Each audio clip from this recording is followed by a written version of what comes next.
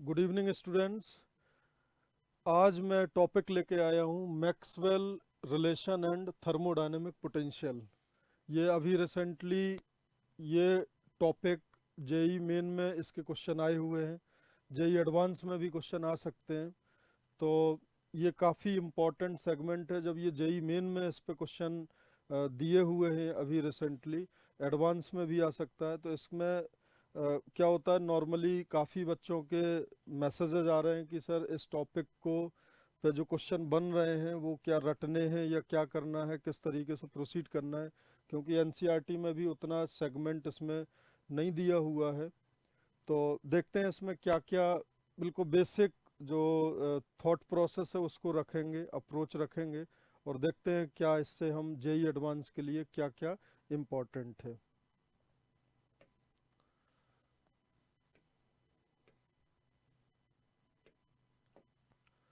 सबसे पहले अगर देखें तो इंटरनल एनर्जी हम लोग को मालूम है कि काफ़ी इम्पोर्टेंट एक वेरिएबल है, और उसके बारे में हमने बहुत सारे क्वेश्चंस भी किए हुए हैं। बट इसके जो डेरिवेटिव यूज होते हैं उसमें क्या क्या यूज करना है, किस तरीके से ये क्वेश्चन बन सकते हैं, वो थोड़ा सा हम ध्यान देते हैं। तो देखो, जो सबसे इम्पोर्टेंट थर्मोडायनेमिक्स में लॉ होता है वो होता है फर्स्ट लॉ ऑफ थर्मोडायनेमिक्स। तो जिसको हम लिखते हैं delta U is equal to Q plus W. First law of thermodynamics chemistry में हम लिखते हैं delta U is equal to Q plus W. और ये जो फॉर्मेट लिखा है from first law of thermodynamics, D U is equal to T D S minus P D B. तो ये हमें मालूम है कि जो डब्ल्यू होगा वो होगा माइनस पी डी बी, अगर डी डब्ल्यू की बात करें। और जो डी एस की डेफिनेशन होती है वो होता है क्यू रिवर्सिबल बाई टी। तो क्यू की जगह हम लिख सकते हैं टी डी एस। काफ़ी इंपॉर्टेंट है। इन दोनों वैल्यूज को अगर हम पुट कर देंगे तो डी यू क्या आ जाएगा, T D S minus P D B. और अगर यहाँ पे डी है तो यहाँ पे भी क्या होगा, D. So D U is equal to T D S minus P D B. ये एक इक्वेशन डी यू का बन गया, करेक्ट। अब अगर ये इक्वेशन है तो इसमें सिंपल मैथमेटिक्स है। देखो, डी यू बाई, इसका अगर D U by D S करें ऑन कीपिंग वी कांस्टेंट, तो अगर v कांस्टेंट है तो बेटा जो dv होगा वो जीरो हो जाएगा और P D V term zero हो जाएगा, and this will become t। तो ये बात ध्यान से सुनना, जो ये फर्स्ट लॉ ऑफ थर्मोडायनेमिक्स है ये हमेशा वैलिड है, ठीक है, कैसा भी प्रोसेस हो। वर्क का जो डेफिनेशन है वो हमेशा वैलिड है, चाहे रिवर्सिबल हो, इरिवर्सिबल हो, आइडियल गैस हो, रियल गैस हो। डीएस की जो डेफिनेशन है वो तो हमेशा वैलिड है। तो इसमें मैंने ये तीन बातें जो यूज की हैं जो हमेशा वैलिड हैं, चाहे रिवर्सिबल हो, चाहे इरिवर्सिबल हो, चाहे आइडियल गैस हो, चाहे रियल गैस हो, चाहे लिक्विड हो, चाहे सॉलिड हो। मैंने यहाँ पे कोई अजम्पशन तो नहीं लिया। और इसी इन्हीं वैल्यूज को अपन ने पुट किया है। जब अपन ने पुट किया तो जो D U is equal to, कभी भी इस तरीके के डेरिवेटिव वाले सवाल आए तो डरना नहीं है। इस तरीके के first derivative on keeping this constant, अभी इसमें क्या ऐसा ऐसा भी तो बन सकता था। इसमें देखो, ये इक्वेशन ये है, ये क्या है, फर्स्ट लॉ ऑफ थर्मोडायनेमिक्स। तो मैं क्या सजेस्ट करना चाह रहा हूं आप सब लोगों को कि आप फर्स्ट लॉ ऑफ थर्मोडायनेमिक्स याद रखो, क्यू को डाल दो टीडीएस और डब्ल्यू को डाल दो माइनस पीडीवी, ये इक्वेशन आ जाएगी। अब इसमें अगर D U by D S on keeping we constant रखा तो वो टी आया। अब इसी को मैं क्या लिख सकता हूं इसी इक्वेशन से, अगर मैं D U by D V, D U by D V, D U by D V on keeping S constant अगर कर दूं, आप देखो बिल्कुल सिंपल है। डी बाई डी चाहिए, डी चाहिए ऑन कीपिंग एस कांस्टेंट है तो डी एस जीरो तो टी डी एस जीरो, और डी बाई डी क्या बचेगा, माइनस पी। तो है क्या, अगर ये लिख के आता, ये लिख के आता तो आप बोलते कि ये तो बहुत इजी क्वेश्चन है, लेकिन अगर ये लिख के आ गया तो अभी अपन रिलेट कर लेंगे, क्योंकि साफ साफ दिख रहा है क्यू की जगह टीडीएस और डब्ल्यू की जगह माइनस पीडीवी, क्लियरली दिख रहा है। बट इस इक्वेशन, ये इतनी इजी इक्वेशन है, इसको अगर इस फॉर्मेट में लिख दिया तो ये तो सिंपल मैथमेटिक्स है, इसमें कुछ नया नहीं किया। मैं क्या कह रहा हूं, v कांस्टेंट है तो dv जीरो तो pdv जीरो तो du बाई ds क्या बचा, t, दिस इज टेम्परेचर। और यहां से अगर मैं बोल रहा हूं s कांस्टेंट है तो ds जीरो, और ds अगर जीरो है तो tds जीरो, और tds जीरो है तो du बाई dv क्या बचा, माइनस p। तो यहां से अपन क्या बोल सकते हैं, यहां से बोल सकते हैं du by ds on keeping v constant is equal to t and du by dv on keeping s constant is equal to minus p। ये दो इक्वेशन आ गई, ये दोनों बिल्कुल सही होंगे। अब यहां पे और क्या दिया हुआ है, dt by dv on keeping s constant, dt by dv चाहिए, क्या चाहिए हमें, dt by dv on keeping s constant। तो इसको भी हम सॉल्व कर सकते हैं। यहाँ पे क्या करना पड़ेगा, जो u की वैल्यू है उसको पुट कर दो एनसीबी डी टी, तो u is the function of t, तो जब u का डेरिवेटिव आ गया तो t का भी डेरिवेटिव आ जाएगा।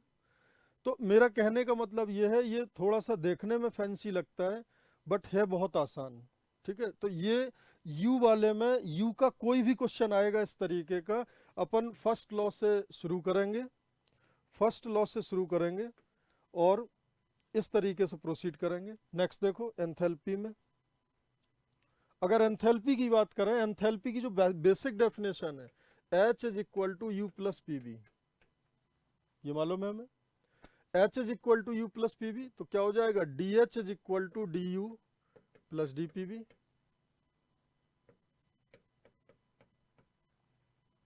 करेक्ट।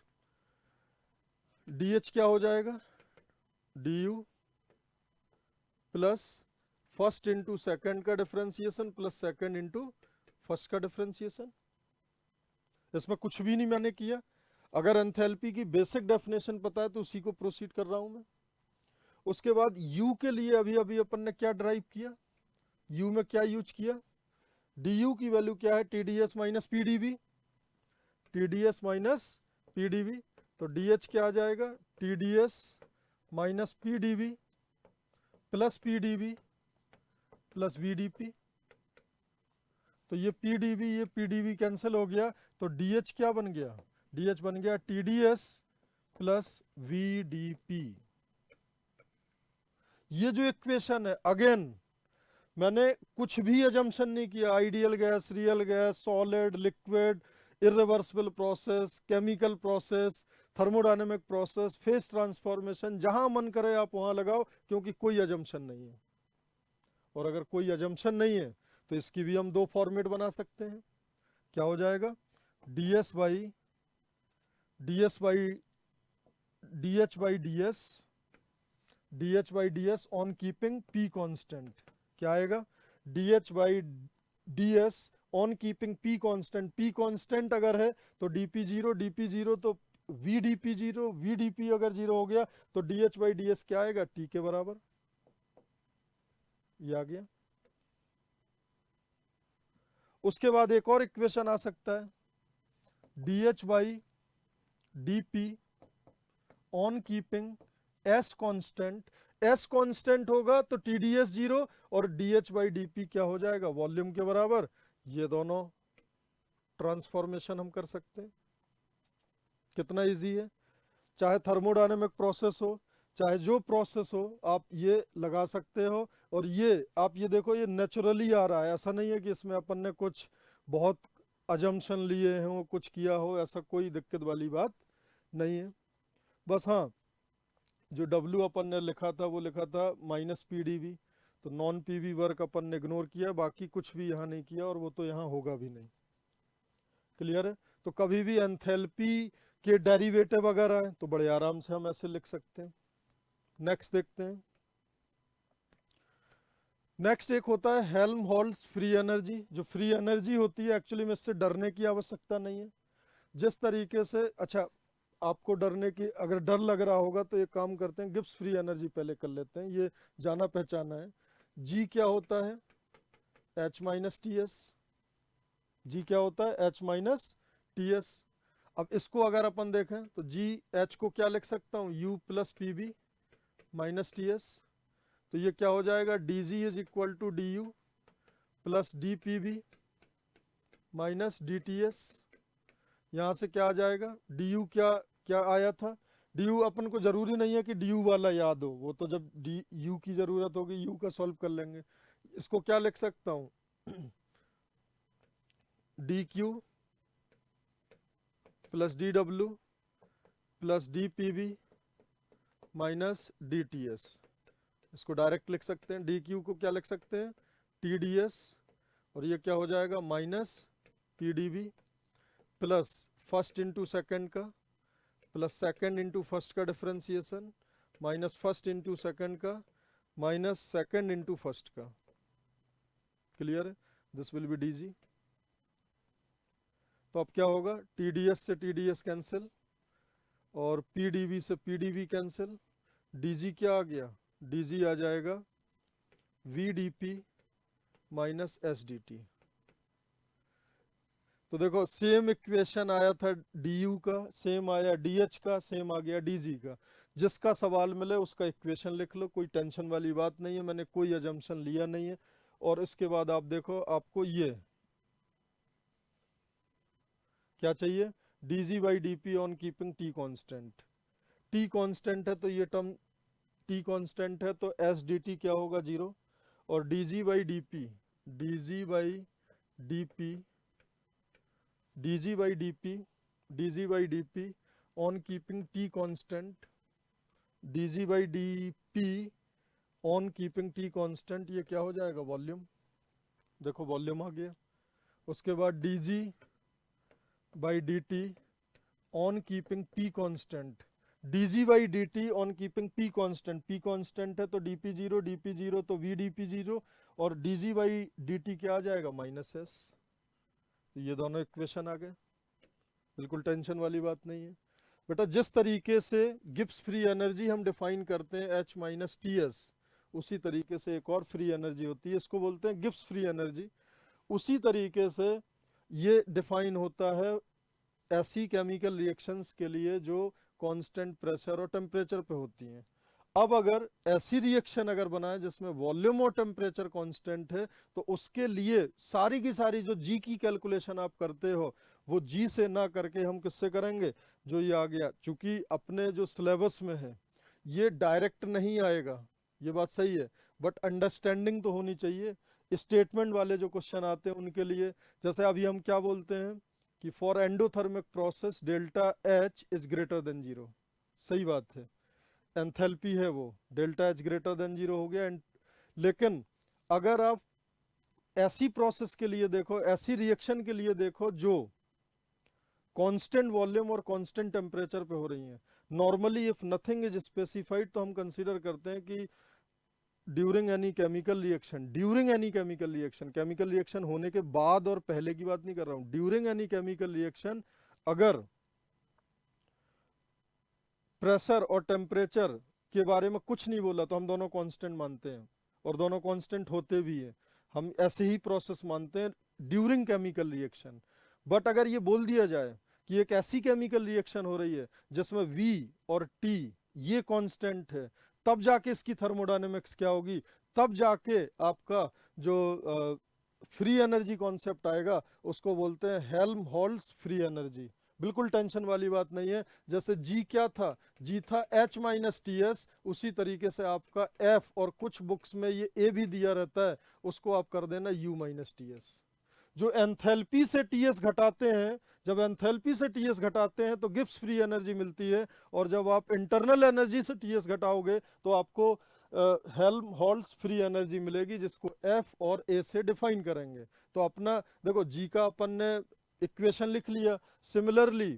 सिमिलरली ये मैं बोल रहा हूँ कि अगर ऐसी केमिकल रिएक्शन आ गई और उसने बोल दिया कि ये chemical reaction constant volume constant temperature पे हो रहा है, तब आपका स्पॉन्टेनिटी ऑफ रिएक्शन क्या है। अभी आप सब जानते हैं कि spontaneity of reaction delta G negative होना चाहिए।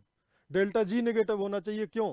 क्योंकि जी का डेफिनेशन ही है फॉर दोज केमिकल रिएक्शन जो डिफाइन है पी और टी कांस्टेंट वाली रिएक्शन के लिए।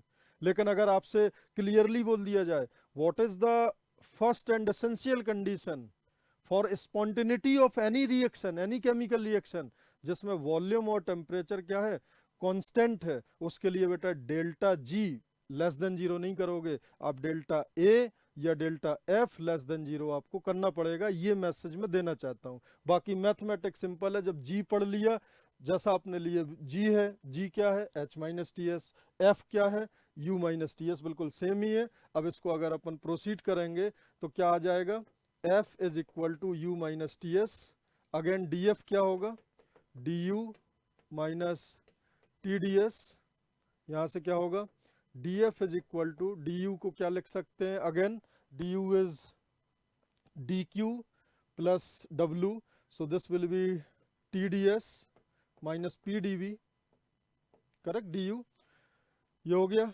माइनस फर्स्ट इंटू सेकेंड का minus plus first S D T, ये आ जाएगा। यहाँ से क्या हो गया टी डी एस कैंसिल, और यहाँ से डी एफ आ जाएगा minus P D V minus S D T.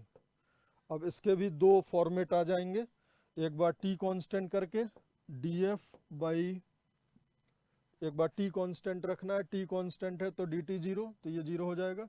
तो D F by D V on keeping T constant, on keeping T constant तो ये जीरो, और D F by D V ये क्या हो जाएगा माइनस पी के बराबर, and D F by D T on keeping V constant, V constant अगर करोगे तो ये जीरो हो गया, तो this is minus S.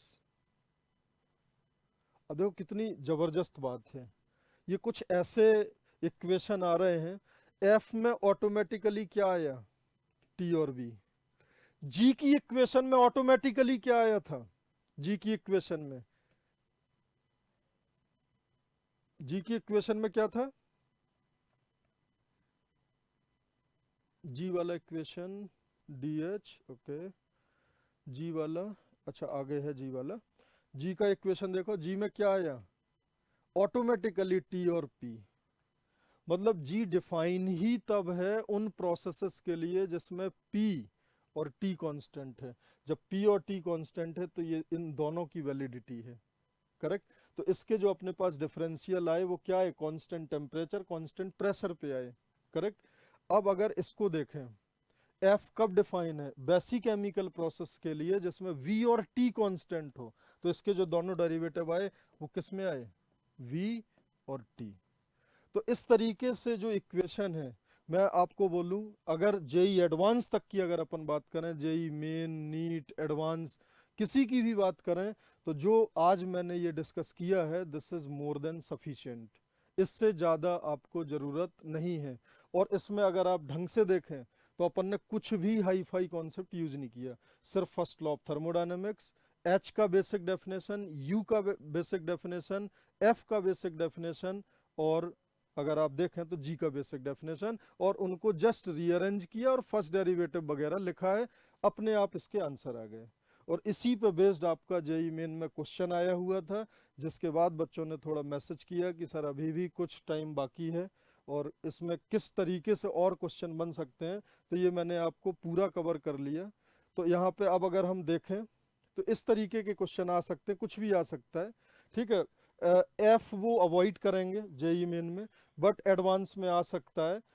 Advance को ये सब पसंद भी है कि डेफिनेशन अगर बदल के समझ रहे चीज़ें करके, लेकिन कुछ भी आ जाए चीज़ें हैं बहुत आसान। तो आपको क्या ध्यान देना है, ध्यान क्या देना है अगर इसको अपन कंक्लूड करें, जैसे अब इस टाइप के क्वेश्चन अगर आ जाते हैं prove that internal energy is you is given by. अगर इस टाइप के क्वेश्चन आते हैं तो ये सिंपल है, जो यू वाला अपन ने एक्सप्रेशन बनाया था, जो यू वाला एक्सप्रेशन हमने बनाया था, ये उसी से आ जाएगा, और इसको एफ और टी में डिफरेंशिएट करना है और जी और टी में डिफरेंशिएट करना है। तो इस तरीके के बहुत सारे क्वेश्चंस आप अटेम्प्ट कर सकते हो। कभी भी आपको ऐसे क्वेश्चन मिले तो आप इसको ज़रूर करना। और एक क्वेश्चन जो मैं जो क्वेश्चन ऑफ द डे देना चाहता हूँ वो ये क्वेश्चन है।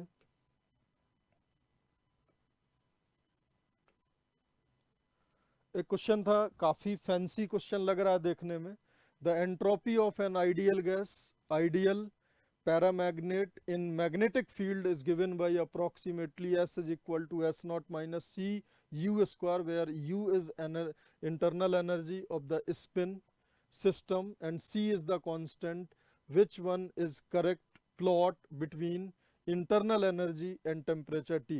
तो यहाँ पे ये ध्यान देना है, जो ये क्वेश्चन दिया है S is equal to S naught minus C U square, ऐसा आपने देखा नहीं होगा, बट जो आज मैंने पढ़ाया है आपको, जो आज मैंने पढ़ाया है उसको आप ध्यान से देखना, और आपको इनमें से एक ग्राफ मिल जाएगा। हाँ, ये ग्राफ कैसे होगा, दिस इज पैराबोलिक, मतलब इसका इक्वेशन। तो अब आपको क्या चाहिए, u और t में एक रिलेशन चाहिए। u और t में अगर आपको रिलेशन चाहिए तो अब आपके दिमाग में ये आना चाहिए कि u और t में रिलेशन चाहिए और एंट्रोपी दिया हुआ है। इसका मतलब यहाँ पे कुछ मामला ऐसा बनेगा ds और du वाला। ठीक है, तो इसमें थोड़ा सा दिमाग लगाओ, ये क्वेश्चन आपको करना है। इसका जो सॉल्यूशन होगा, इसका मैं आपको आंसर बता देता हूं अभी। आंसर इसका थर्ड आएगा, और बाकी इसका जो एक्सप्लेनेशन है वो अपन डिस्कस करेंगे नेक्स्ट इसी तरीके के वीडियो में। तो ये आज का थॉट था। अगर हम कंक्लूड करें कि आज के लेक्चर में हमने क्या सीखा, तो आज के लेक्चर में हमने first law of thermodynamics and जो बेसिक डेफिनेशंस होती हैं उनको यूज करके कैसे फर्स्ट डिफरेंशियल वगैरह अपन निकालते हैं वो अपन ने सीखा, और उस पर बहुत ही शानदार ये क्वेश्चन है, इसको आप सब लोग अटेम्प्ट करो। नेक्स्ट वीडियो में इसका सोल्यूशन होगा। Thank you so much.